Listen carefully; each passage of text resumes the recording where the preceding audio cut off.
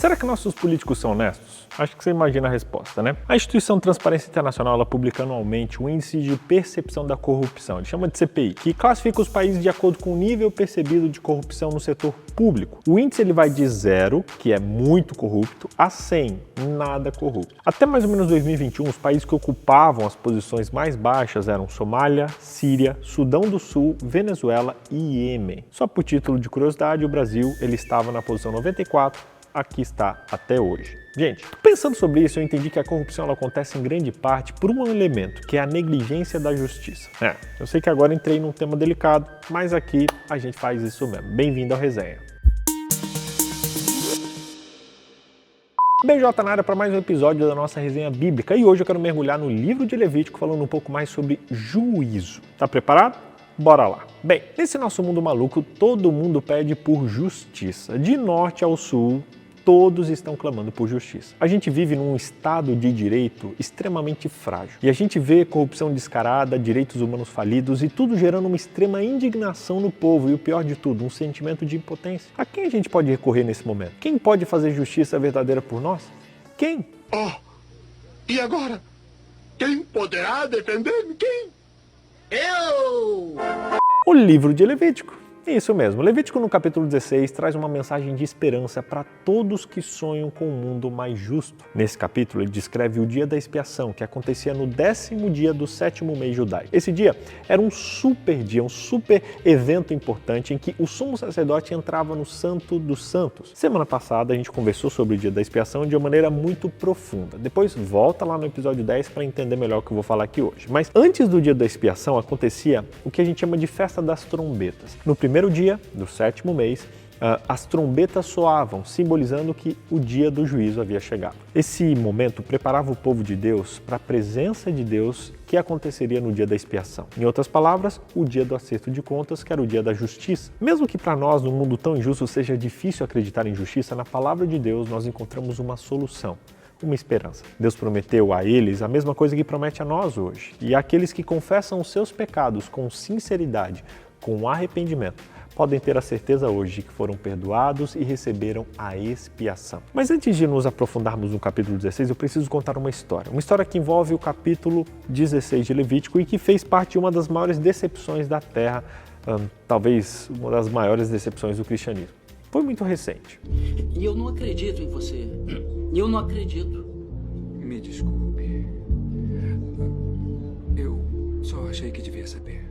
O versículo bíblico de Daniel 8,14 sacudiu o mundo porque durante um bom tempo muita gente acreditava que o tal santuário mencionado em Daniel 8,14 era a nossa terra e que ela seria purificada por um fogo divino quando Jesus voltasse. Só que eis que surge um cara, uma pessoa, Guilherme Miller, dizendo que Jesus voltaria no ano de 1844 e isso era a purificação. Esse seria o momento da purificação e, segundo as contas, o evento da purificação que eles acreditavam ser o retorno de Jesus aconteceria no ano de 1844. Miller ganhou muita fama, com as suas pregações, usando a profecia de Daniel, e ele fez muita gente acreditar que Jesus voltaria em 1844. Só que aí veio uma grande decepção. O ano chegou, a data chegou e nada de Jesus voltar. Muitos ficaram desapontados, abandonaram a fé, mas alguns continuaram na jornada tentando entender o que havia acontecido de errado naquela profecia. O que a profecia tinha a dizer? Eles acreditavam que a data estava certa, mas chegaram à conclusão de que o evento era errado, o evento era outro. Esse grupo resiliente ele foi pesquisar e descobriu algo incrível. Daniel 8,14 estava falando de 1844, sim,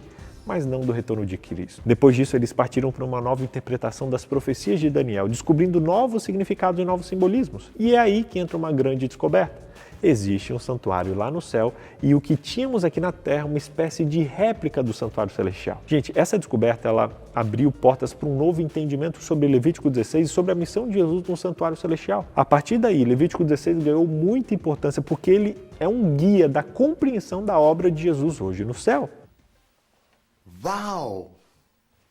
Agora vamos descer mais fundo nessa questão. O livro de Hebreus e o livro de Apocalipse, lá no capítulo 11, verso 19, falam sobre um verdadeiro santuário no céu, onde Jesus trabalha, Jesus ministra. É esse santuário celestial que dá o sentido e o propósito para o santuário terrestre. O santuário terrestre não era um fim em si mesmo, mas uma representação, um modelo tridimensional do que acontece no céu. Era uma aula visual para o povo de Israel. Mas aí você fala, BJ, mas se o santuário terrestre precisava ser purificado, o celestial também precisa? A resposta é sim. Como a gente pode ver em Hebreus capítulo 9, Versículo 23. Gente, o entendimento de que existe um santuário no céu muda tudo, porque o chamado para o arrependimento, que acontecia uma vez por ano para os israelitas, é um chamado constante para nós hoje também, porque nesse momento Jesus está fazendo uma obra de purificação do santuário celestial. Sabe, o dia da expiação é o que está acontecendo agora, lá no céu. Esse é um dia de profunda reflexão, uma chamada para abandonar os pecados e buscar uma vida plena em Cristo. E é isso que está acontecendo no céu agora. Aí você me pergunta, BJ, por que afinal de contas o santuário precisava de uma faxina? Bem, a resposta está na troca que acontecia entre o povo de Israel e o santuário. Pensa comigo, durante todo o ano, os pecados do povo iam se acumulando, meio que nessa caixa de correio de pecados. Por isso, uma vez por ano, rolava uma limpeza geral no dia da expiação para poder devolver ao lugar o seu caráter sagrado. E como era essa faxina? Ela não era com sabão, não era com esponja, não. No dia da expiação, a purificação do santuário acontecia de uma forma bem simbólica e bem marcante. Eles pegavam 2 bodes, selecionavam esses 2 bodes. O primeiro, conhecido como bode para o Senhor, era o voluntário, era o bode para purificação. O sangue desse bode, ainda puro de pecados, era levado ao lugar santíssimo e aspergido no propiciatório. Esse era um gesto de redenção, uma espécie de faxina espiritual. Mas o segundo bode, ele tinha uma missão diferente. Ele era carregado com todos os pecados do povo de Israel e ele era mandado para o deserto. Esse bode, chamado de bode emissário, ele fazia o trabalho sujo. Ele carregava a carga pesada, ele representava o nosso adversário, Satanás, que um dia vai ficar sozinho com toda essa carga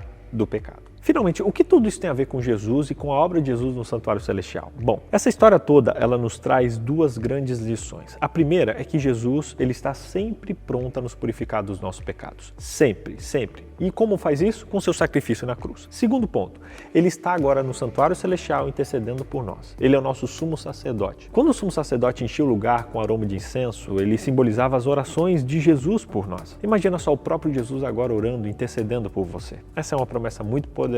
E isso é real.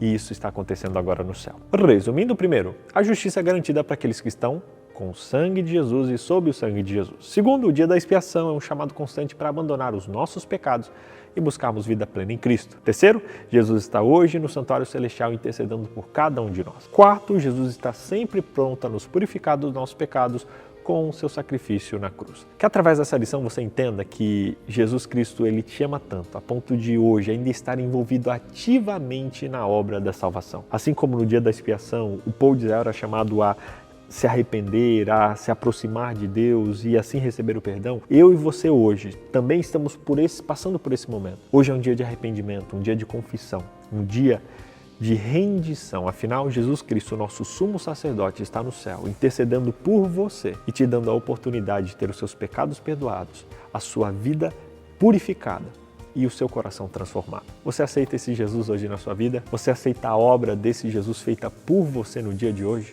Se sim, feche seus olhos e faça essa oração comigo. Querido Deus, eu intercedo agora por essa pessoa que está comigo nesse momento, pedindo que o Senhor transforme a vida dela. Obrigado, Pai, porque temos um Jesus que se preocupa conosco e que intercede por nós. Nós recebemos e aceitamos o sacrifício de Jesus e hoje queremos nos purificar dos nossos erros, falhas e pecados. Transforme o nosso coração, purifica a nossa alma e nos aproxima de Ti, Papai. É o que peço em nome de Jesus Cristo. Amém, amém e amém. Se você orou comigo, escreve amém nos comentários e não se esqueça, Papai do Céu está aí perto de você, Jesus hoje está intercedendo por você e hoje você tem a chance de salvação. Por favor, não desperdice, aceite, cola com nós e vamos junto, porque o céu está logo ali. Grande abraço, até semana que vem.